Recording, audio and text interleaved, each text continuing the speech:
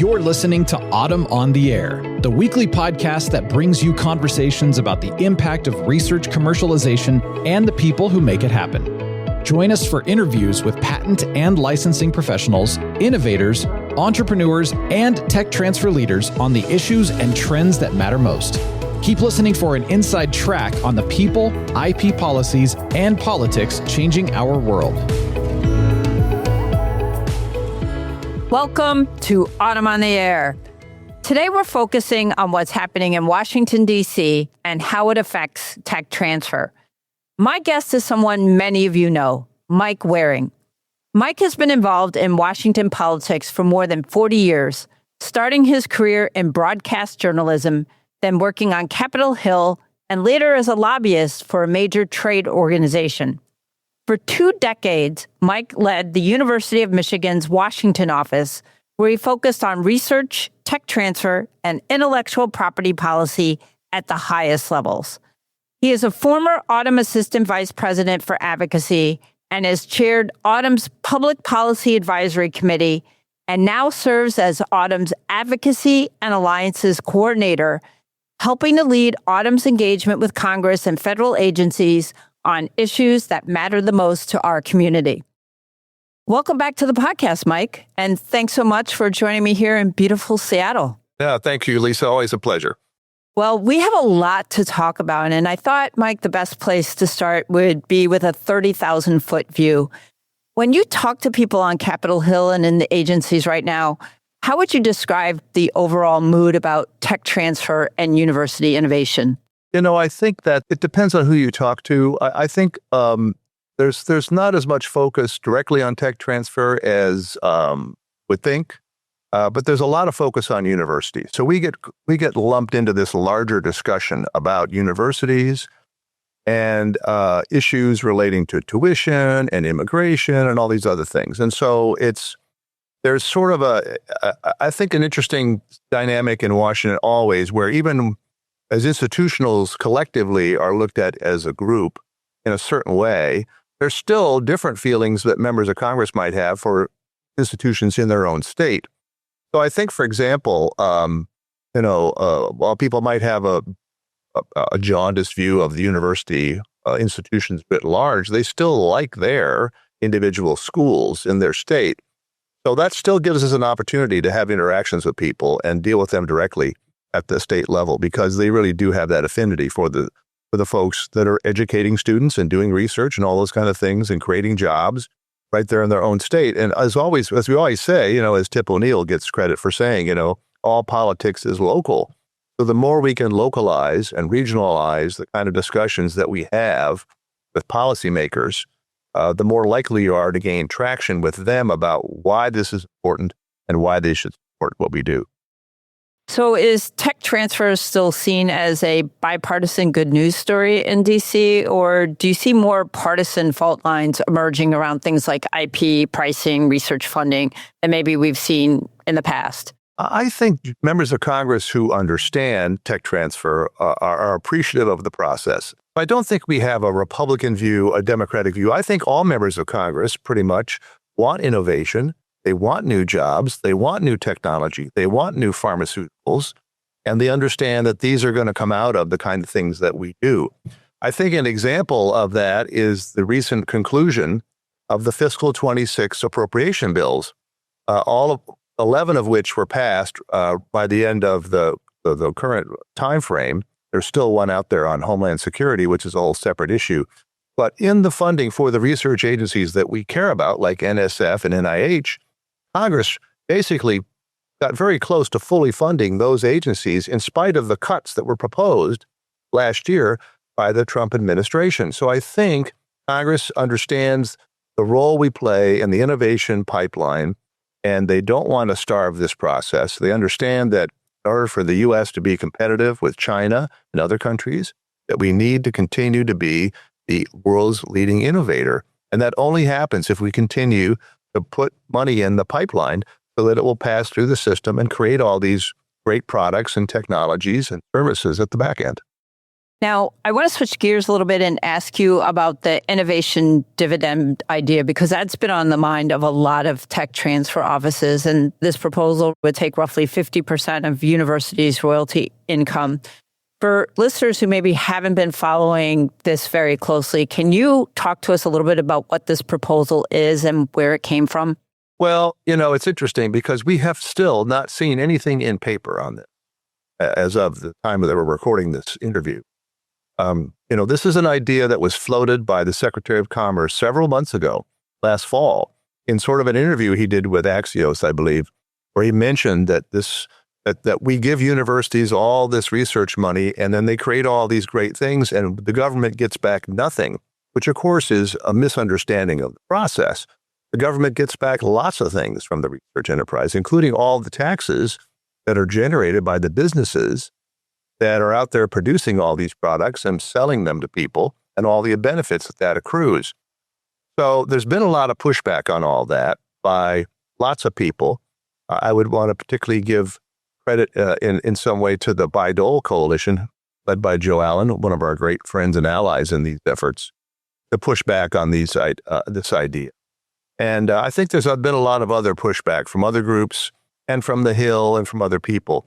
The fact that here we are in late February or mid-February without really having anything further said about it, I think is a hopeful sign that perhaps this idea might not get to fruition at the end of the day. A little bit, if we're lucky, it might be a little bit like that fight we had over Barchin a couple years ago, where the previous administration proposed, changing march-in rules and got a lot of blowback from lots of people on both sides of the aisle and essentially sort of slow-walked it and eventually let the issue kind of wither on the vine. And maybe if we're lucky, that will happen here too.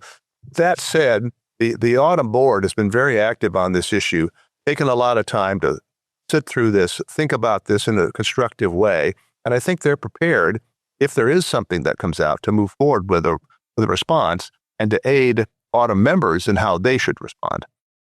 Now, if a listener's president or federal relations office asks the question, why should we get involved on this royalty issue? How would you suggest a tech transfer office kind of frame the stakes here?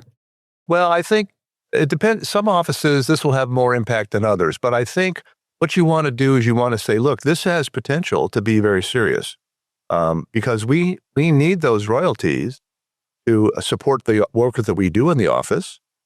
Beyond just supporting the inventor who gets a share of that.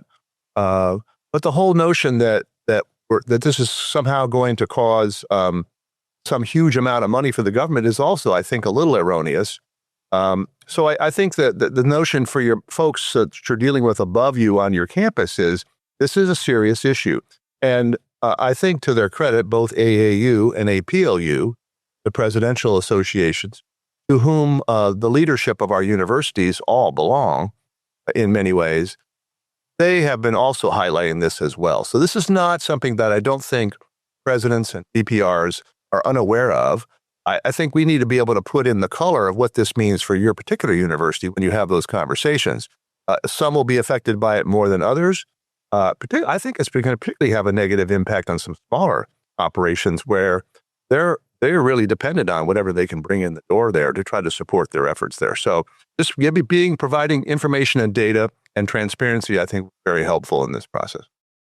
I want to switch gears now and talk about the USPTO. And we have a new director, John Squires, who so far seems to be taking some tech transfer friendly steps on things like Section 101 and PTAB practice. There's a lot going on at the PTAB. So from Autumn's perspective, how would you describe your relationship with Director Squires and his team? Well, we had a very excellent meeting with him. The higher ed community went in and met with him and also Deputy Director Coke Stewart just about a month ago. It took a while. He didn't get into office until, I think, October. And so he's had a lot of meetings gearing up, and we got in queue. And then because of the holidays, the meeting became early January. So we had a great meeting with him here a few weeks ago. The fact that Coke Stewart came to the meeting in Seattle and did a fireside chat with Steve Veselka, I think is very helpful. She also did some other things while she was out there. And I think that there's a renewed energy in this relationship between PTO and AUTM and its members. For a long time, the association has had a really strong relationship with previous directors from both parties. And I think that we want to continue that. And I think at the beginning of this new administration, there was kind of like a pause while they kind of let the dust settle. But now that people are in place, I think the director is doing a lot of things we really want him to do. He's working on 101. He's working on PTAB. And I think that that's really helpful. And they're now they're also going to be doing some of their, as Coke Stewart talked about, they're going to do their outreach in a different way. They've taken these regional offices like the one in Denver, and they've kind of shuttered those, but they're moving out into universities around the country to try to have a local person on the ground who can then help people with their patent activity. And if they're going to do that, we're all ready to help them wherever they want to set up those kinds of operations and have those people involved, because we want to encourage faculty and students to understand patenting and to use it as part of their, as they move their innovations forward. So I think we have a great starting point with them. We had a very encouraging meeting. They're going to continue to be involved with us. I think it's very clear that the director and the deputy director are both happy to consider invitations to come to visit campuses around the country, institutions around the country, see what we're doing, amplify the message that we're all about, because they're all about that. The more innovation that we have helps the country, but it's also what the PTO is all about, and they love to be supportive of that. That's really great to hear. Do you have any idea how the logistics would work with this increased expansion of presence at universities? Yeah, I don't know how they're doing that in a broader way. We'll probably learn more as they move forward here, but I do think that they do want to get more on the ground around the country because I think they felt like they had these spaces that they were renting and people weren't there. I mean, the notion that you have to actually be there in person, I think, was, as we all have gotten used to in interacting with people, you don't have to be there to actually have interaction. But having people on the ground at the lower level might be a way to sort of engage people at a closer level. And maybe you can take 10 people and spread them all around a region rather than having one in one office. Now, I know, as always, you're tracking legislative efforts to address subject matter eligibility under Section 101, and as well as reforms to PTAB like PARA and PREVAIL. Talk to us about where those efforts stand right now. So we have these same bills introduced again in this Congress. We have the PARA bill, which is the 101 legislation, the PREVAIL Act. So Senator Tillis leading on PARA and Senator Coons leading on PREVAIL. Those are really good bills. I mean, they would make some fundamental changes in the way we have been dealing with sort of what is eligible for patenting. Really gotten off the track some Supreme Court decisions that have kind of misunderstood. If you look at other countries around the world, they don't consider any of these kind of things that we do here. And it's really, I think, particularly on things like diagnostics and therapeutics, been a real problem. I think the legislation that Senator Tillis says is pretty good. And it also is very clear that it's not going to allow people to like patent genes. We're not going back to that kind of debate that we had 20 years ago. But I think some people's concerns about that are a little overwrought. It's a good legislation. On the PREVAIL bill, we already know the problems that PTAB has caused. And in fact, Deputy Director Stewart talked about that the other day with Steve in her discussion about all these concerns about how this is was designed to help the little guy, but it's not really been used by the little guy. And it was sort of be an alternative to going to court, and it's now an additive to going to court. So it really hasn't achieved its goals. It needs to be clarified. We need to stop having these serial challenges against patents. And universities are not immune from those sort of activities. The problem is, I think, on the committee itself, the IP subcommittee, they've had several hearings, and I think they would like to move forward. I think the issue is do they have the support they need to get a bill marked up in the committee? While the hearings are held by the IP subcommittee in the Senate Judiciary Committee, the full Judiciary Committee votes on any bill that they move forward for consideration on the Senate floor. And so there was some discussion, well, maybe we should have a hearing of the full committee so that everybody can hear these discussions that's not on the subcommittee. But that already it's now February, and we haven't heard anything more about that. So I think, time is not our friend here. Senator Tillis has been a wonderful advocate for these. Unfortunately, from our perspective, he is not running for re-election. He will leave big shoes to fill in terms of leadership on these issues. So our window is closing. It would be great to get a markup soon. Autumn is working in tandem with lots of other groups to meet with senators, to talk about these issues, to try to coalesce around a plan to move forward here. And we're just hopeful that that will, at some point, move us forward on these issues. There's still time to get a bill through the Senate. Now, to be frank, the House has not expressed any interest in these issues, unfortunately. But even getting a bill to the Senate floor or through the Senate would be helpful to set the groundwork for what we might do in future Congress. As some people will recall, when we passed the AIA in 2011, that was the end of 3 Congresses where that bill was worked on before we finally got to a consensus and the Congress could vote on it. And it may take that longer to try to do these things. Unfortunately, even for members on the subcommittee, I think they would be, if you ask them, that the patent stuff is a little tricky for them.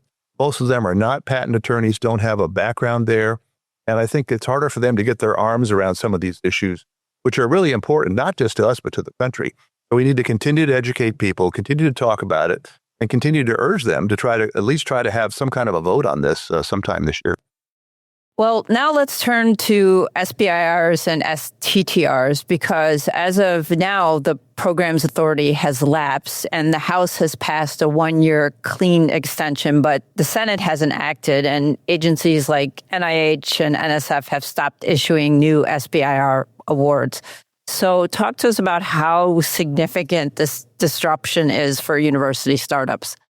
Well, I think there was a lot of discussion at the meeting in Seattle about that. I think it's a concern. There is the gist of this is that in the Senate, there's a disagreement on the Senate Small Business Committee about what kind of rules there ought to be for how many grants a particular business might get under SBIR. I think it's fair to say the chairwoman from Iowa believes that there should be some limits, because I think she feels that there are some companies have gotten way too many grants, and that's not really fair to states like hers, which are less populated but still have needs for SBIR funding. On the other hand, the ranking members, who has a lot of companies that have benefited from this program, obviously wants to try to protect all that. So there are negotiations going on. We understand that they're getting closer to having some kind of agreement there. The House is ready to go along with pretty much whatever the Senate does here, because they've already expressed their view. So I think if we could get a deal in the Senate, I think it would go back to the House pretty quickly. They could all then coalesce around this. I think, for now, there is no real activity happening because it's not authorized. There's going to be money for the program, but there's also a concern if this drags out too long, that, for example, the Defense Department might say, look, if you guys aren't ready to spend this money on SBIRs, we'll spend it on something else. And that will be lost opportunities for some potential technologies that could be developed through this process. So we're hopeful that there's going to be progress made soon and an agreement on this. And I think once they get that, I think we'll be able to sort of get this program up and running in a matter of a few weeks. Let's hope that agreement's coming soon. But for right now, what are some things that tech transfer offices can do for faculty and founders who have been counting on this SBIR STTR to get their first non-dilutive funding? I think the best thing they could do is make sure that they're sharing those stories with their senators, because I think the pressure other senators can impose on the people who are negotiating this deal of the need to resolve this soon. And here are examples of people whose technology is kind of locked until we get this done. So feed those examples to your state senators and say, look, we need your help to get these other guys up there to get this resolved quickly, because it's having an impact not just in their states, but all over the country. Now, early last year, we were hearing about very large proposed cuts to science agencies. Now that we're in February 2026, how did the final appropriations picture turn out for research and innovation? Well, I think that's a great story, because I think we were all very concerned about a year ago when the budget first came out and talking about 55% cuts to NSF and large cuts to NIH and lots of other concerns about how the money was going to be allocated. But the Constitution has it set up that Congress It's to make the financial decisions for the country. I think that was a great division of labor that the founding fathers gave, that they gave the purse strings to the congressional folks who are the closest to the voters because they're representing all around the country. And I think you saw during this process that over time, as hearings were held and markups were held and negotiations were held between the parties, particularly in the Senate, that we came a lot closer to what the original ask was going to be or what the need was going to be for these agencies. So we ended up, for example, with NSF only getting a 3% cut. And I think in this environment, that's a real victory. NIH getting pretty much most of what they wanted. The other agencies doing fairly well. So I think you saw Congress, the people who write these bills, pushing back on these proposed cuts and saying, no, we're not going to do that. We're going to do what we think is right for the country.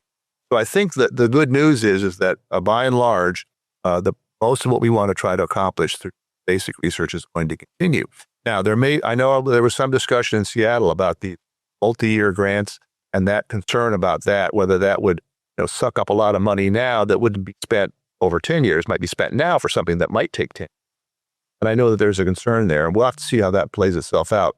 The other thing that was in the appropriation bills was a ban on this 15% indirect costs, which was great. I think that's another opportunity where the higher ed community writ large has really made good progress with the Hill in sort of saying, look, maybe we don't want to have the system we had before of negotiation, but 15% is way too little. Let's come up with a formula that makes sense. Now, switching gears a little bit, Mike, I wanted to ask you, there might be some listeners out there, some TTO directors, or maybe some people in some small offices who are saying, I'm not a lobbyist. I don't have time, especially if I'm in a small office. I don't even know where to start. What do you think are some of the first simple steps they can take to help their institution stay active on these federal issues? Well, I think what I would suggest, we don't expect the people in the tech transfer office to be lobbyists. That's not their job. And frankly, they don't really have the authority to speak for their university. The president does, and his or her designees in the federal relations or state relations office, they're the ones that are the spokespeople on all of the issues. I think the role they need to play is two, and we've always talked about this, is if you're a tech transfer director, you need to have, just like you have with investors or faculty, to have a relationship with government relations people. Know who they are. They need to know who you are. You need to share information back and forth because that's the conduit back to Washington or back to your state capital. And you want to give them information, you want to arm them with details and examples and information about what you're doing, the value that it brings to the region around your university, to your state. You want to give them data that they can then use.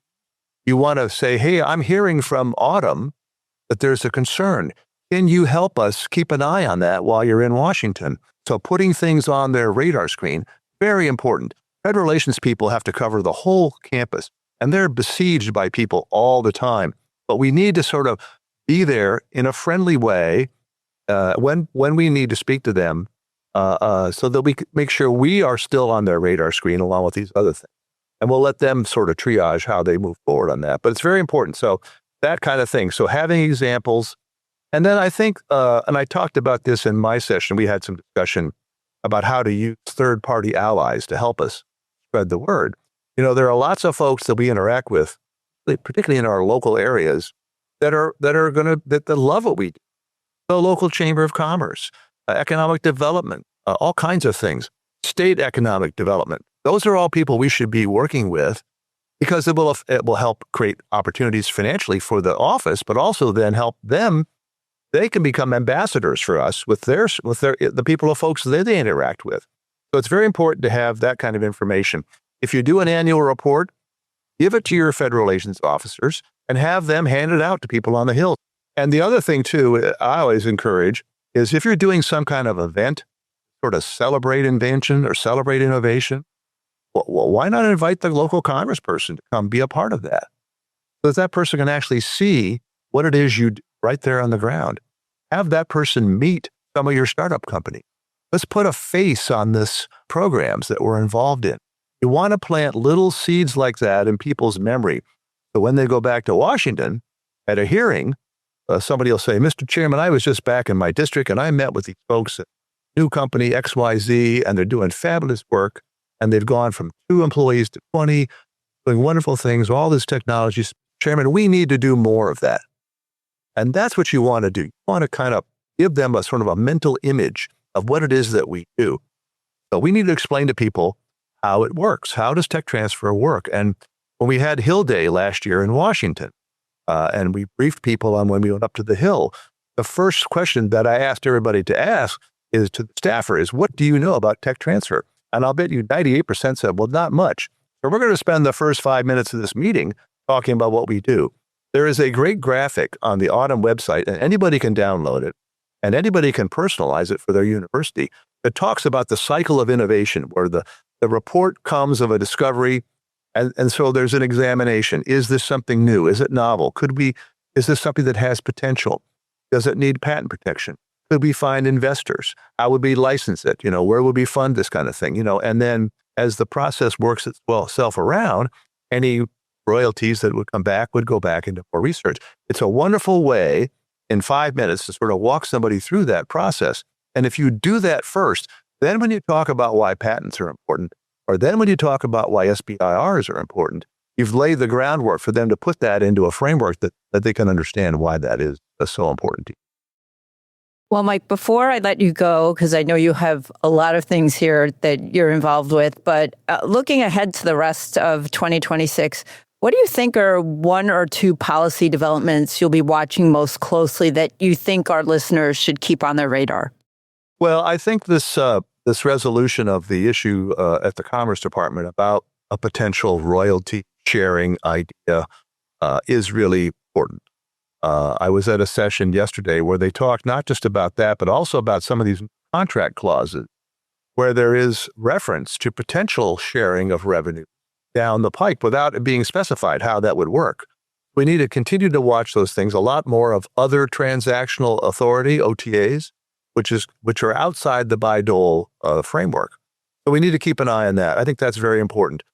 We did learn this week that Secretary Lutnick did say in a hearing that they're not going to proceed with a notion that had been floated earlier about trying to create a patent tax of anywhere from 1% to 5% on the perceived value of a patent when it's issued. I don't even know how you would do that. No. You get a patent. Well, who knows what it's going to be worth until it gets out there and it's actually developed, and you won't know for maybe 10 years. So it's a crazy idea, and the Secretary admitted that we're not doing that, and there's no way to do that. So that's some help there.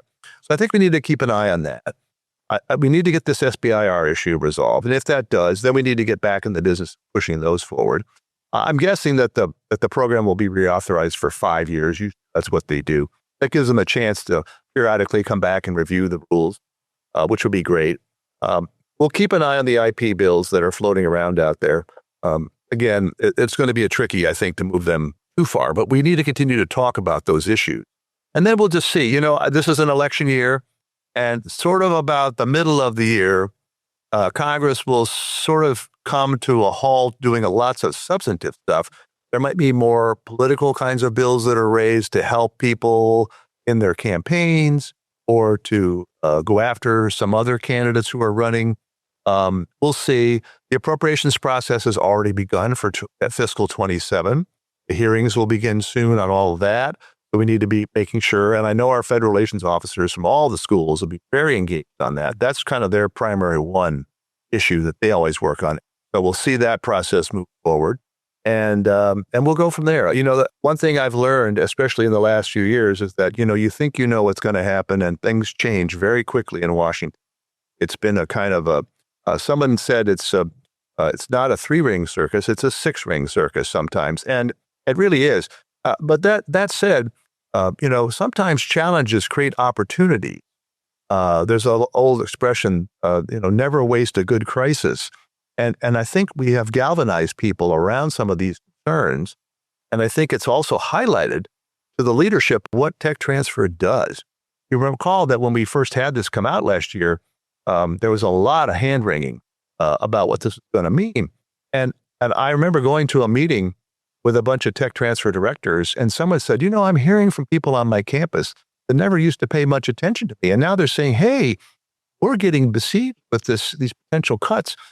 What can we push back with? And we have the answers. We have the data. We have the the companies that have been created and the ideas put out there and the jobs that organize and startup companies. And also try to remember, too, the other kind of tech transfer we do is really important, that the knowledge transfer from faculty to students, so that the students will become scientists of tomorrow and continue this legacy moving forward. So there's all that to talk about. And I think we need to remind ourselves again, this is an ongoing process. It happens every day. There's always turnover. There's new people to educate. And we just need to keep explaining to people what it is we do. Well, Mike, it's always great to have you on the podcast. You provide incredible insights and clarity on all these complex issues. So thank you very much. It's great to see you. And thank you for spending some time with us here in Seattle. Always a treat, Lisa. Thank you very much. Mike, this has been incredibly helpful. You've given us a clear snapshot of what's happening in Washington on royalties, patents, SBIR, and research funding, and just as importantly, some practical advice on how technology transfer professionals can make their voices heard. For those of you listening, we'll include links in the show notes to AUTM's advocacy resources and ways you and your institution can stay engaged throughout the year. Until next week, thanks for listening and keep on innovating. Thanks for listening to AUTM on the Air with Lisa Mueller. Get social with us and share your thoughts. You can tweet us at AUTM or visit us online at AUTM.net. We'll be back next week on the air. Be sure to join us.